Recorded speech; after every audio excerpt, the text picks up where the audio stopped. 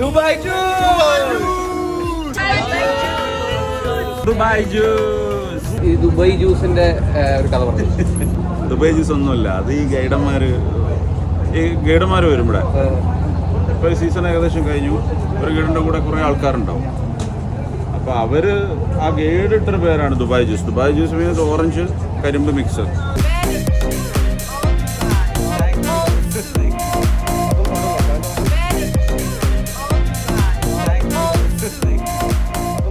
ഇത് ദുബായിലെ ആദ്യത്തെ ഷിയാറ കഫ്റ്റീരിയ മീൻസ് അറബിയിൽ ഷിയാറ കഫ്റ്റീരിയ എന്നാണ് പറയുക. മലയാളത്തിലാണെങ്കിൽ നമ്മൾ മൊബൈൽ കഫ്റ്റീരിയ എന്ന് പറയും. 51 വർഷമായി ഇത് സ്റ്റാർട്ട് ചെയ്തിട്ട്. എൻ്റെ ഫാദർ തുടങ്ങിയതായിരുന്നു. പിന്നെ അതുവരെ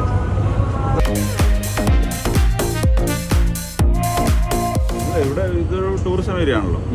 ടൂറിസ്റ്റുകളാണ് കൂടുതൽ, ഫോറിനേഴ്സാണ് വരുന്നത്. അവർ കാര്യമായിട്ട് ഇവിടെ വരുന്നത് ഈ ദുബായിൻ്റെ ഹെറിറ്റേജ് കാണാൻ വേണ്ടിയിട്ടാണ്.